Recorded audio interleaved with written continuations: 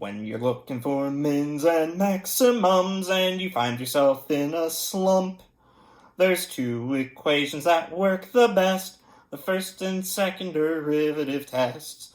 These tests will help you find extremes so you can realize your calculus dreams.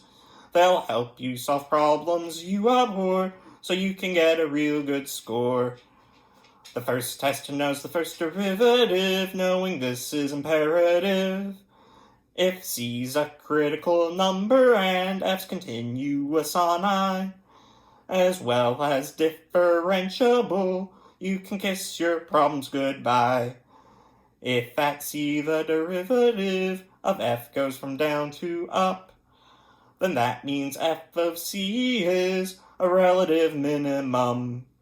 And if that derivative instead decides to go from up to down, F of C is now instead a relative maximum. Now if the derivative of F doesn't change at the value C, that number ain't an extremum, so let's move on to the next theorem. When you're looking for mins and maximums and you find yourself in a slump, there's two equations that work the best, the first and second derivative tests. These tests will help you find extremes so you can realize your calculus dreams. They'll help you solve problems you abhor so you can get a real good score.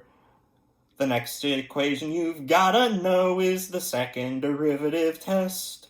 It's just as important as the other one, and so it's one of the best.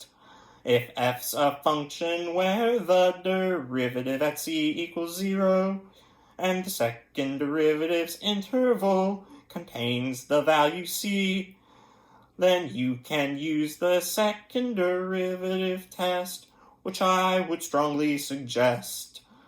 If the second derivative's greater than the value of 0, then F of Z is a minimum because there's no value that's lower. But if that second derivative is less than 0 instead, F of C will be a maximum since there's nothing higher, my friend. And if the second derivative and 0 are the same, then the second derivative test will fail, and there's nobody to blame.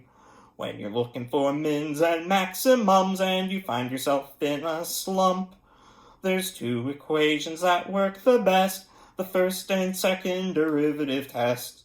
These tests will help you find extremes so you can realize your calculus dreams.